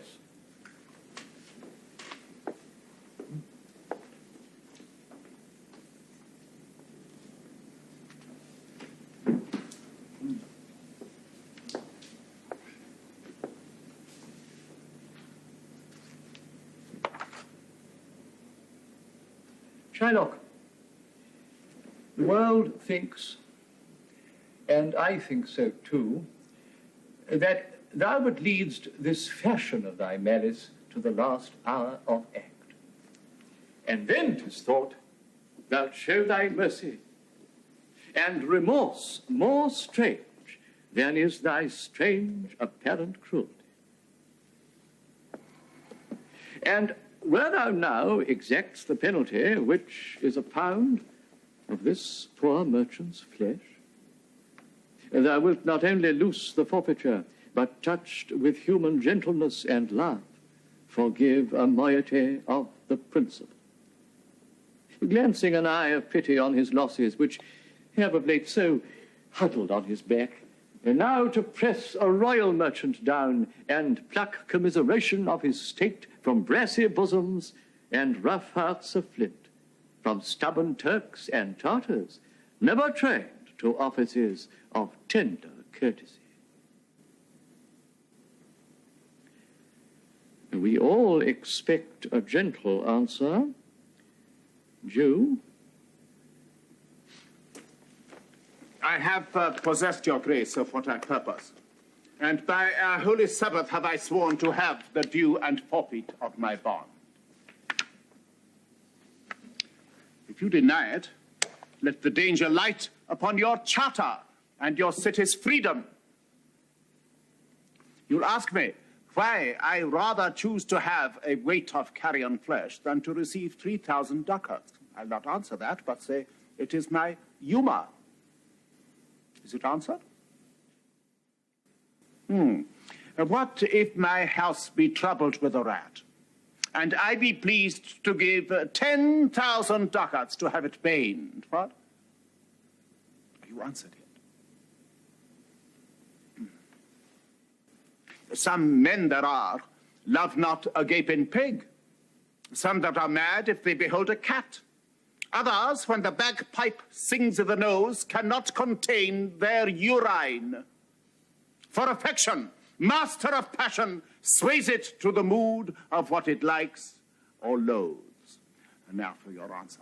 As there is no firm reason to be rendered, why he cannot abide a gaping pig, why he, a harmless, necessary cat, why he, a woolen bagpipe, but of force must yield to that inevitable shame as to offend himself being offended. So can I give no reason, nor I will not, more than a lodged hate, and a certain loathing I bear Antonio, that I follow thus a loathing suit against him. Are you answered? It is no answer, thou unfeeling man, to excuse the current of thy cruelty. I'm not bound to please thee with my answers. Do all men kill the things they do not love? Hates every man the thing he would not kill. Every offence is not a hate offence. What would for have a serpent sting thee twice? I pray you think. You question with the Jew? You may as well go stand up on the beach and bid the main flood bait his usual height. You may as well use question with the wolf, why yet made the ewe bleat for the lamb. You may as well forbid the mountain pines to wag their high tops and to make no noise when they are threatened with the gusts of heaven. You may as well do anything most harder, seek to soften that than which what's harder is Jewish heart. Therefore I do beseech you, make no more offers, use no farther means, but with all plain and brief conveniency let me have judgment. The Jew his will. For thy 3,000 ducats, here is 6. If every ducat in 6,000 ducats were in 6 parts, and every part a ducat, I would not draw them, I would have my bond. How shalt thou hope for mercy rendering none. What judgment shall I dread, doing no wrong? You have among you many a purchased slave, which, like your asses and your dogs and mules, you use in abject and in slavish parts because you bought them. Shall I say to you, let them be free? Marry them to your heirs? Why sweat they under burdens? Let their beds be made as soft as yours, and let their palates be seasoned with such viands. You will answer, oh, the slaves are ours. So do I answer you. The pound of flesh which I demand of him is dearly bought. It's mine, and I will have it. If you deny it, fie upon your law. There is no force in the decrees of Venice. I stand here for judgment. Answer, shall I have it? Upon my part, I may dismiss this court, unless Bellario, a learned doctor whom I have sent for to determine this, come here today. My lord, there stays without a messenger with letters from the doctor, and you come from Padua. Bring us the letters. Call in the messenger.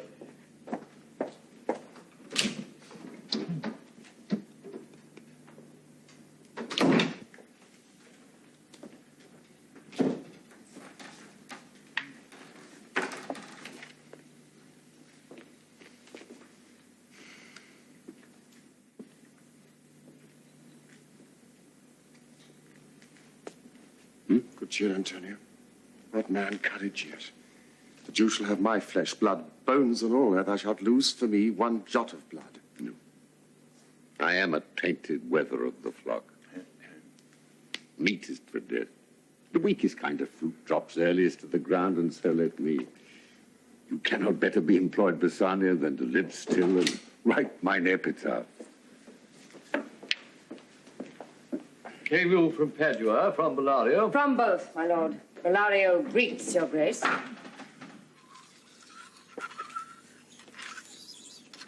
Why dost thou whet thy knife so earnestly? To cut the forfeiture from that bankrupt there. Makes thy knife keen, but no metal can. No, not the hangman's axe bear half the keenness of thy sharp envy.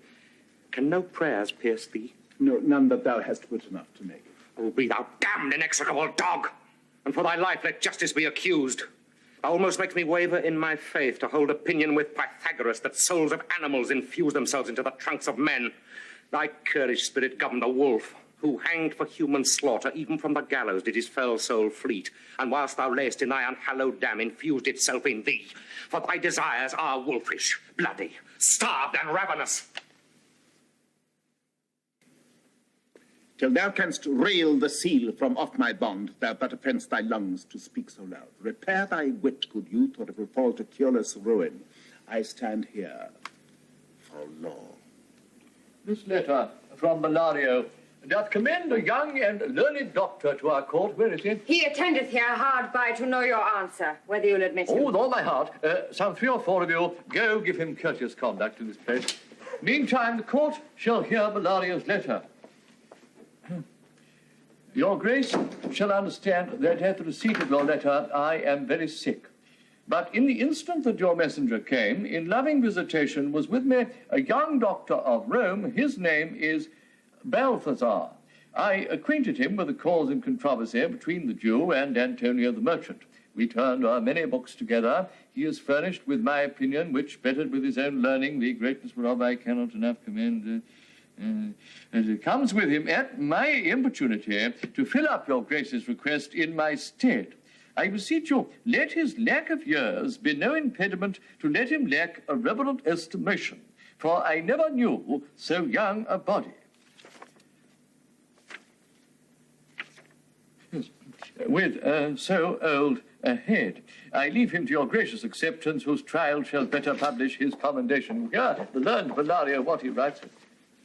And here, I take it, is the doctor come. Give me your hand. Came you from old Bellario? I did, my lord. You are with. Yes. Take your place.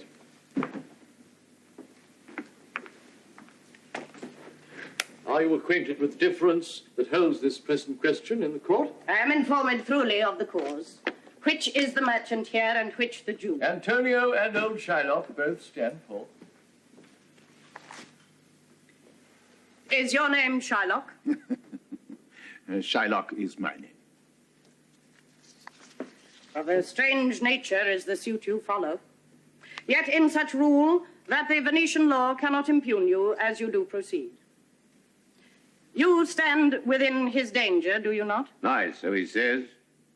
Do you confess the bond? I do.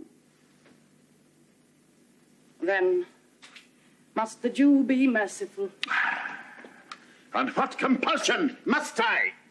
Tell me that.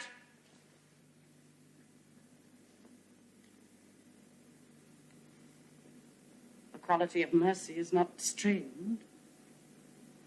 It droppeth as the gentle rain from heaven upon the place beneath. It is twice blessed. It blesseth him that gives and him that takes. It is mightiest in the mightiest. It becomes the throned monarch better than his crown.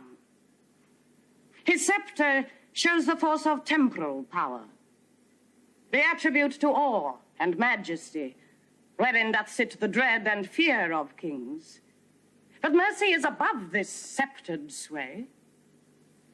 It is enthroned in the hearts of kings. It is an attribute to God himself. And earthly power doth then show likest gods, when mercy seasons justice.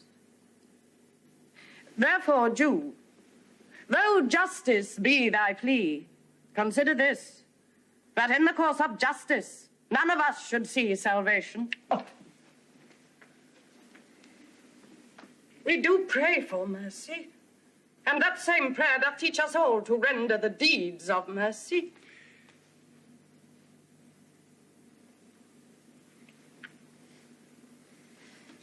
I have spoke thus much to mitigate the justice of thy plea, which, if thou follow this strict court of Venice, must needs give sentence against the merchant there. My deeds upon my head, I crave the law, the penalty and forfeit of my bond. Is he not able to discharge the money? Yes, here I tender it for him in the court. Take thrice that sum. If that will not suffice, I'll be bound to pay 10 times more on forfeit of my hands, my head, my heart. And if this will not suffice, it must appear that malice bears down truth. And I beseech you, wrest once the law into your authority to do a great right, do a little wrong, and curb this cruel devil of his will. It must not be. There is no power in Venice can alter a decree established. 'Twill be recorded as a precedent, and many an error by the same example will rush into the state. It cannot be. A Daniel come to judgment. Yea, a Daniel, O wise young judge, how I do honor thee. I pray you let me look upon the bond. 'Tis most reverend.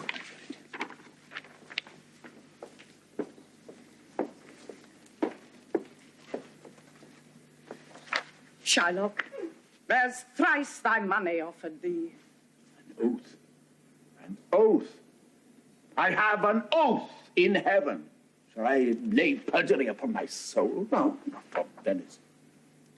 By this bond is forfeit, and lawfully by this, the Jew may claim a pound of flesh to be by him cut off, nearest the merchant's heart. Noble judge, O excellent young man. Be merciful. Take thrice thy money. Bid me tear the bond. When it is paid according to the tenor, it doth appear you are a worthy judge. You know the law. Your exposition hath been most sound. I charge you, by the law, whereof you are a well-deserving pillar, proceed to judgment. By my soul I swear there is no power in the tongue of man to alter me. I stay here on my bond. Most heartily I do beseech the court to give the judgment. Why then thus it is. For the intent and purpose of the law hath full relation to the penalty which here appeareth due upon the bond. It's very true, O wise and upright judge. How much more elder art thou than thy looks? You must prepare your bosom for his knife. His breast, so says the bond, doth it not, a noble judge? Nearest his heart, those are the very words. It is so. Are there balance here to weigh the flesh? Have them ready. Have by some surgeon, Shylock, on your charge to stop his wounds, lest he do bleed to death. So nominated in the bond. It is not so expressed, but what of that? 'Twere good you do so much for charity. Cannot find it. Oh, 'tis not in the bond!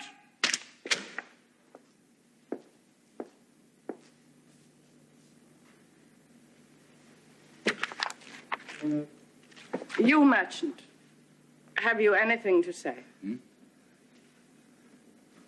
But little. I am armed and well prepared. Give me your hand, Bassanio. Very well. Oh, now grieve not that I am fallen to this for you. For herein fortune shows herself more kind than is her custom. It is still her use to let the wretched man outlive his wealth, to view with hollow eye and wrinkled brow an age of poverty, from which lingering penance of such misery doth she cut me off. No, repent but you that you shall lose your friend. And he repents not that he pays your debt. For if the Jew do cut but deep enough, I'll pay it instantly, with all my heart. Commend me to your honourable wife. Tell her the process of Antonio's end. Say how I loved you. Speak me fair in death. When the tale is told, bid her be judged whether Bassanio had not once a love. Antonio, I am married to a wife which is as dear to me as life itself.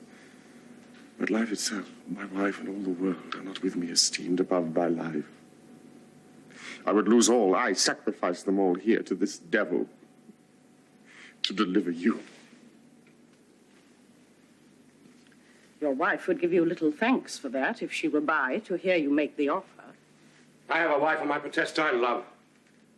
I would she were in heaven that she might entreat some power to change this currish Jew. 'Tis well you offer it behind her back. The wish would make else an unquiet house. These be the Christian husbands. I have a daughter. Would any of the stock of Barabbas have been a husband rather than a Christian? We trifle time. I pray thee, pursue sentence. A pound of this same merchant's flesh is thine. The court awards it, and the law doth give it. Most noble judge. And you must cut this flesh from off his breast. The law allows it, and the court awards it. Most learned judge, a sentence? Come, prepare.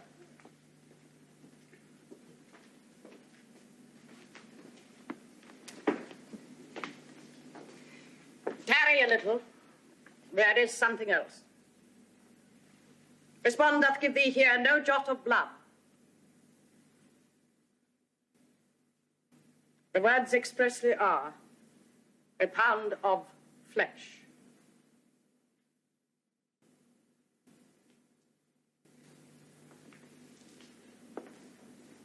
Take then thy bond. Take thou thy pound of flesh. But in the cutting it, if thou dost shed one drop of Christian blood, thy lands and goods are by the laws of Venice confiscate unto the state of Venice. Oh, upright judge. Marked you a learned judge. Is that the law? Thyself shalt see the act. For as thou urgest justice, be assured thou shalt have justice more than thou desirest. A learned judge. Marked you a learned judge.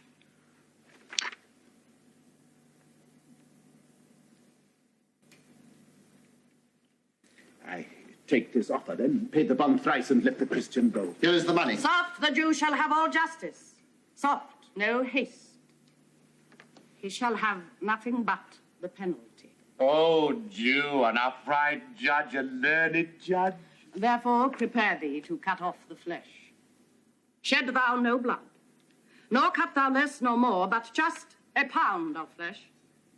If thou takest more or less than a just pound, be it but so much as makes it light or heavy in the substance, or the division of the 20th part of one poor scruple, nay, if the scale do turn but in the estimation of a hair, thou diest, and all thy goods are confiscated. A second Daniel, a Daniel Jew. Now, infidel, I have you on the hip. Why doth the Jew pause? Take thy forfeiture. Give me my principal and let me go. I have it ready, Father. Here it is. He hath refused it in the open court. He shall have merely justice and his bond. Daniel, still say I. A second Daniel. I thank thee, Jew, for teaching me that word. Shall I not have Danny, my principal? Thou shalt have nothing but the forfeiture, to be so taken at thy peril, Jew. What then the devil give him good if it asked him no longer question? Harry, Jew. The law hath yet another hold on you.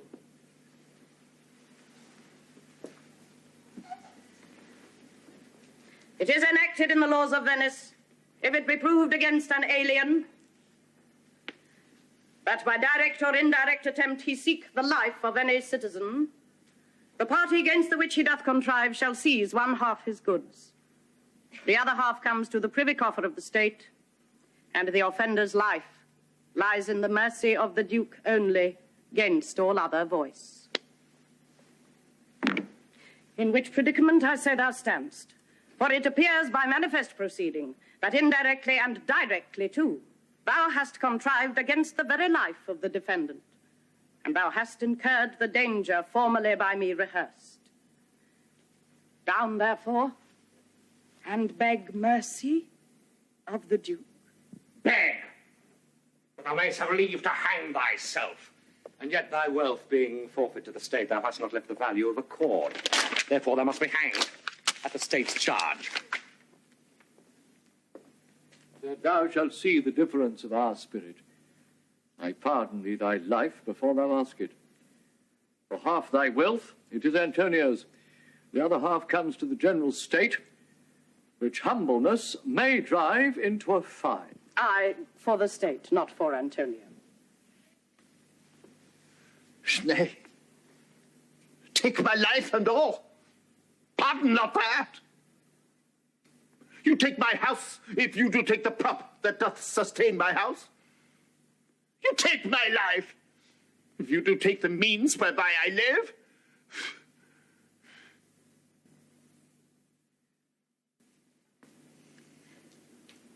What mercy can you render him, Antonio?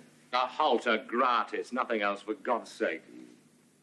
If it please my lord the Duke and all the court, to quit the fine for one half of his goods I am content, so he will let me have the other half in use to render it upon his death unto the gentleman that lately stole his daughter. 2 things provided more. That for this favor he presently become a Christian. The other, that he do record a gift here in this court of all he dies possessed, unto his son Lorenzo and his daughter. He shall do this, or else I do recant the pardon that I late pronounce it here. Art thou contented, Jew?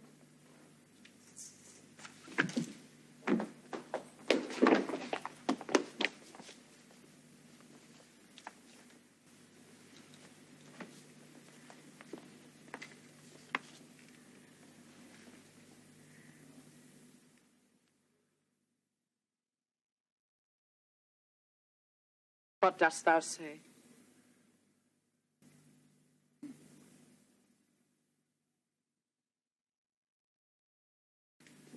I'm content. Clerk, draw deed of gift. I pray you, give me leave to part from hence. I'm not well. Send the deed after me, and I will sign it. Get thee gone, but do it. In christening shalt thou have 2 godfathers. Had I been judge, thou shouldst have had 10 more to bring thee to the gallows. Not the font.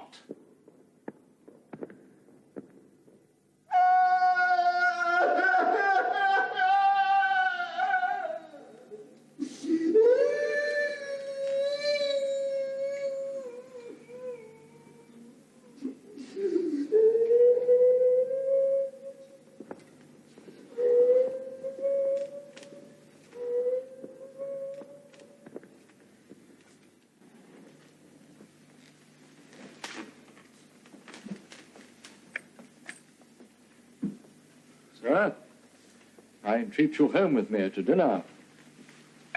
I humbly do desire your grace of pardon. I must away this night toward Padua, and it is meet I presently set forth. I'm sorry that your leisure serves you not. Antonio, gratify this gentleman, for to my mind you are much bound to him.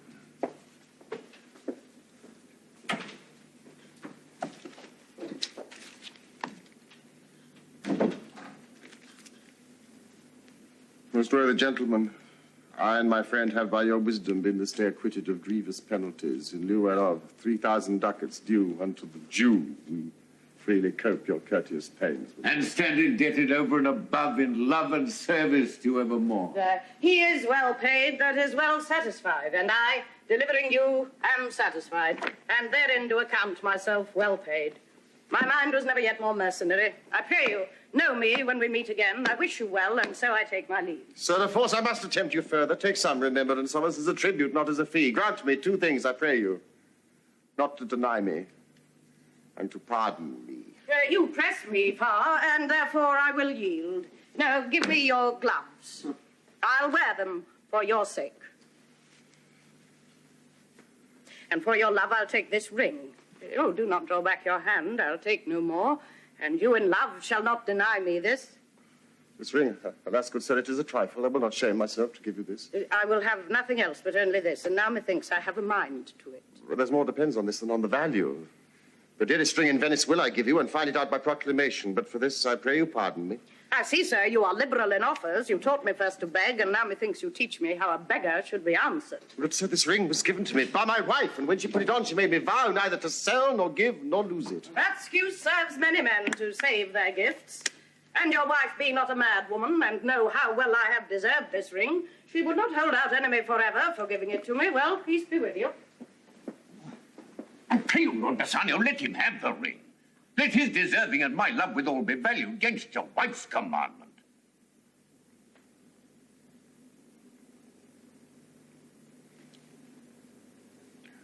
Graciano, go. Run and overtake him. Give him the ring. And persuade him, if thou canst, to come anon to Antonio's lodging. Go away. Make haste!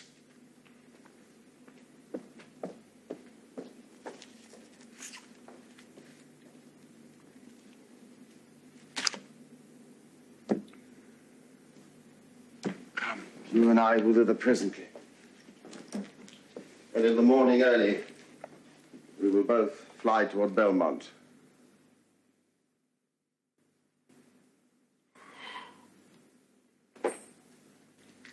Come, Antonio.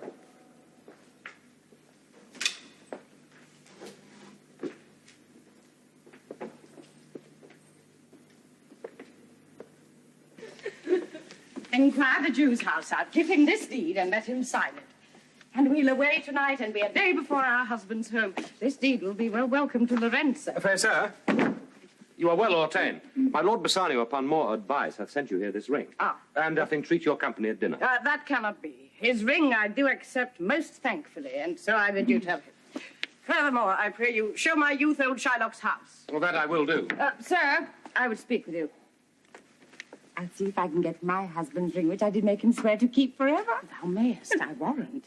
We shall have them swearing they'd give these rings away to men. Away, make haste. Thou knowst where I will tarry. Come, good sir. Will you show me to this house?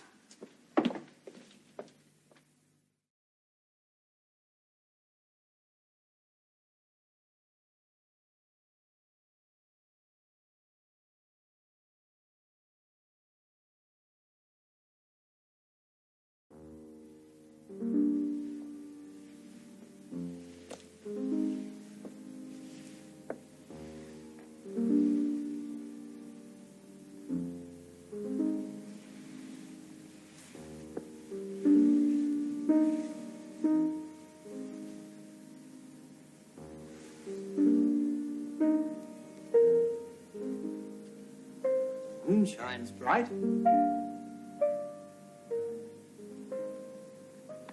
Such a night as this, when the sweet wind did gently kiss the trees, and they did make no noise, in such a night, Troilus, methinks, mounted the Trojan walls, and sighed his soul toward the Grecian tents, where Cressid lay that night.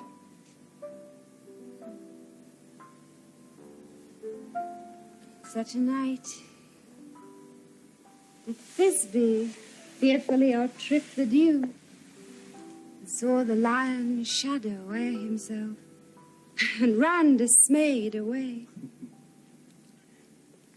In such a night stood Dido, with a willow in her hand, upon the wild sea banks, and waft her love to come again to Carthage. Such a night Medea gathered the enchanted herbs that did renew old Aeson. In such a night did Jessica steal from the wealthy Jew, and with an unthrift love did run from Venice as far as Belmont. Such a night young Lorenzo swore he loved her well, stealing her soul with many vows of faith, ne'er a true one.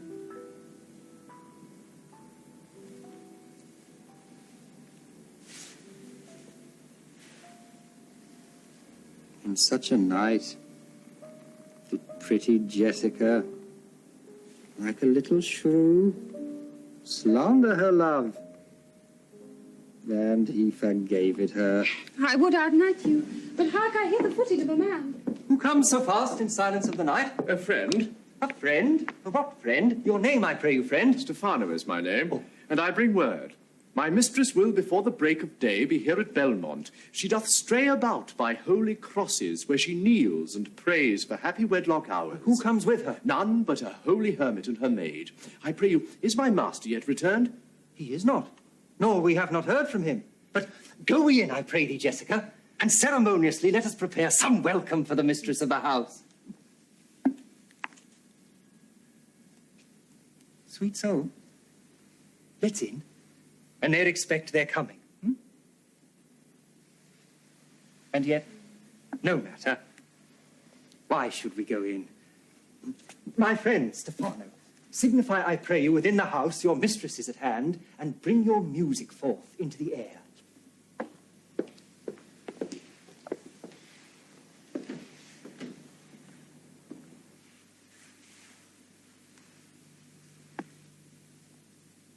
How sweet the moonlight sleeps upon this bank. Here will we sit, and let the sounds of music creep in our ears. Soft stillness and the night become the touches of sweet harmony. Sit, Jessica.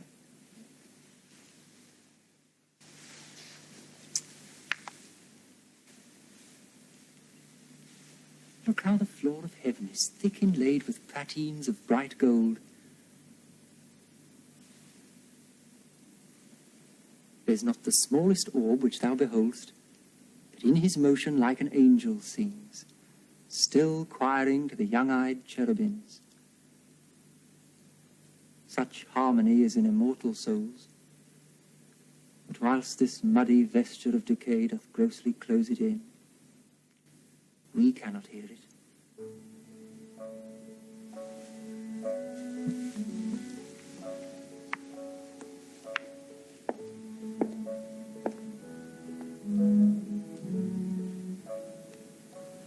I never marry when I hear sweet music. The reason is your spirits are attentive.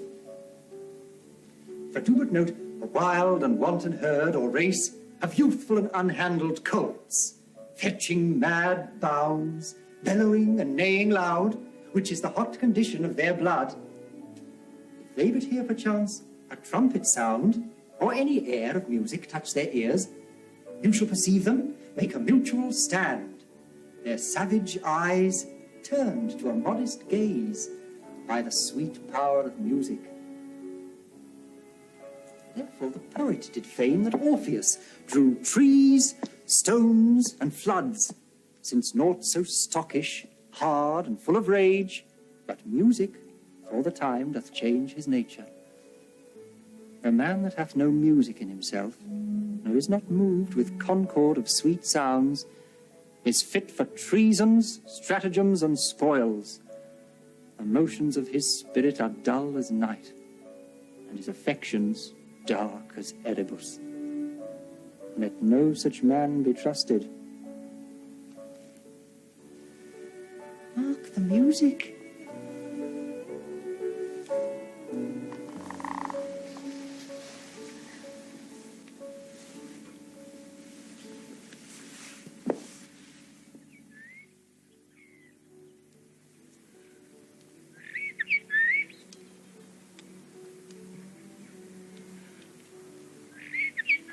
That light we see is burning in my hall. How far that little candle throws his beams. So shines a good deed in a naughty world. When the moon shone, we did not see the candle. So doth the greater glory dim the less. The substitute shines brightly as a king until a king be by. And then his state empties itself, as doth an inland brook, into the main of waters. Music. Ah, it is your music, madam, of the house. Nothing is good, I see, without respect. Methinks it sounds much sweeter than by day. Silence bestows that virtue on it, madam. The crow doth sing as sweetly as the lark when neither is attended. And I think the nightingale, if she should sing by day when every goose is cackling, would be thought no better a musician than the wren. How many things by seasons are, to their right praise and true perfection. That is the voice, or I'm much deceived, of Portia. He knows me as the blind man knows the cuckoo by the bad voice. Dear lady, welcome home. We have been praying for our husband's welfare. Which speed we hope the better for our words. Are they returned? Madam, they are not yet, but there is come a messenger before to signify their coming. Go in, Larissa, and give orders to my servants that they take no note at all of our being absent hence. Nor you, Lorenzo, Jessica, nor you. We are no telltales, madam. Hear you not? This night, methinks, is but the daylight sick. It looks a little paler. 'Tis a day such as the day is when the sun is hid. We should hold day with the Antipodes, and you would walk with absence of the sun. Let me give light, but let me not relight. For a light wife doth make a heavy husband, and never be Bassanio so for me. God so tall you are welcome home, my lord. Thank you, madam. Good welcome to my friend. This is the man. This is Antonio, to whom I am so infinitely bound.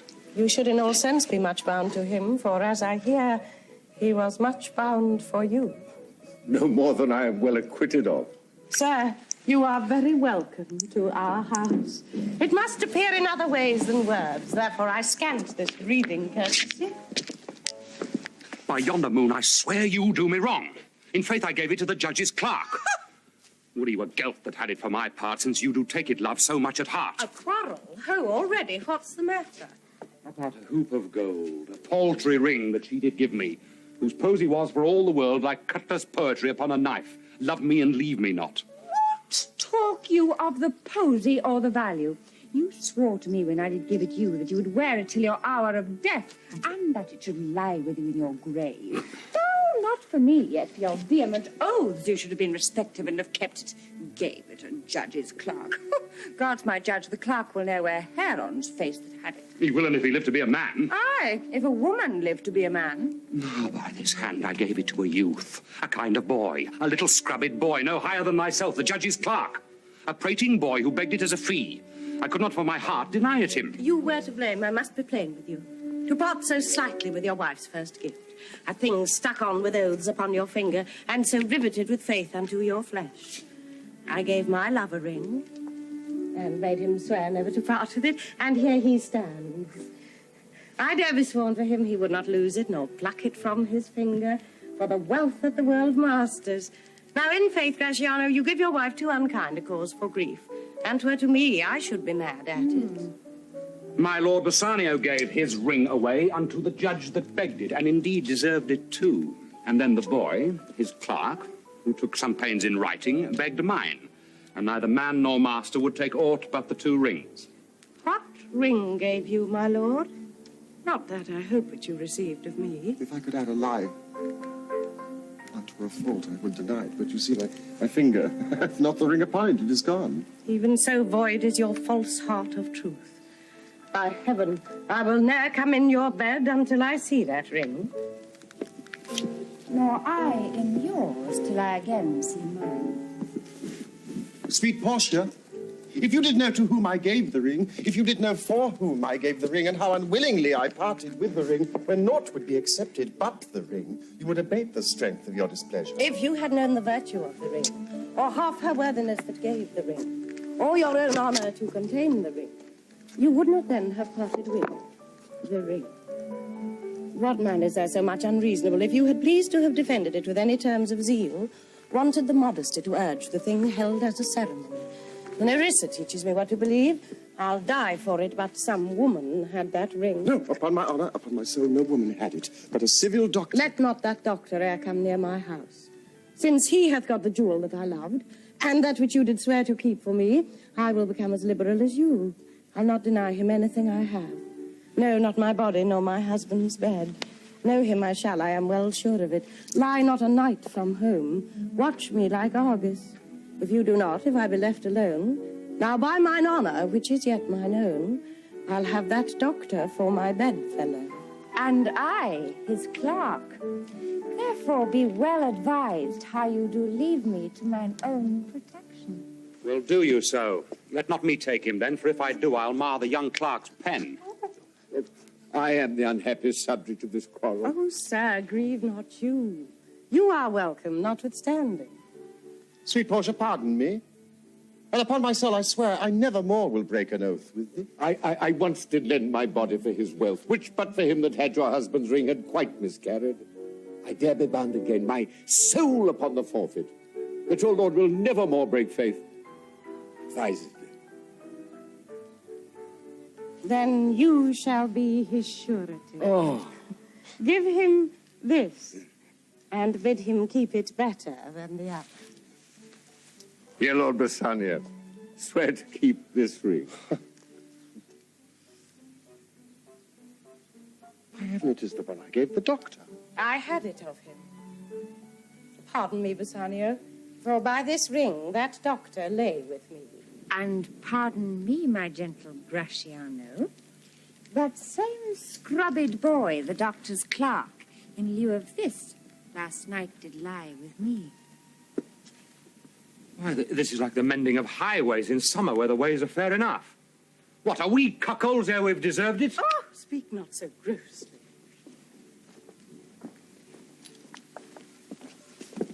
You are all amazed. Here is a letter. Read it at your leisure. It comes from Padua, from Bellario.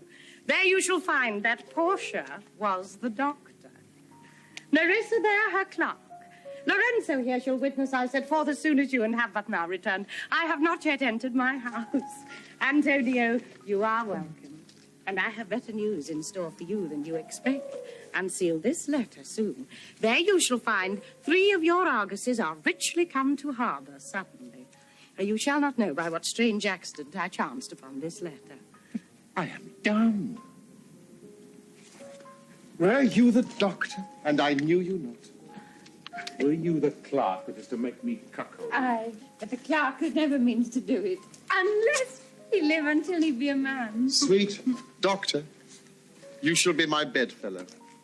And when I am absent, then lie with my wife. Sweet lady, you have given me life and living. For here I read for certain that my ships are safely come to road.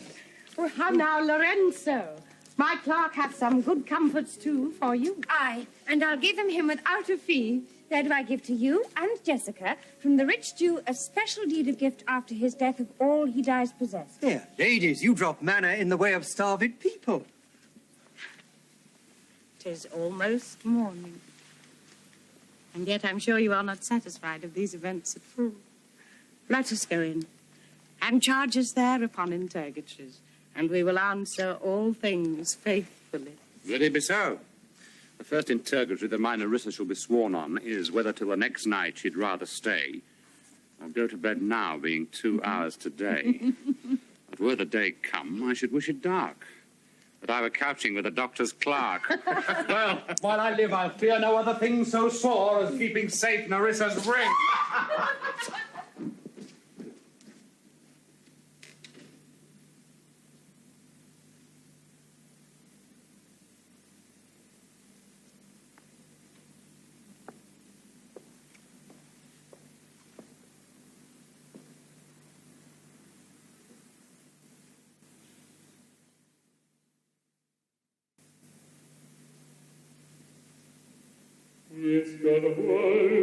Shylock.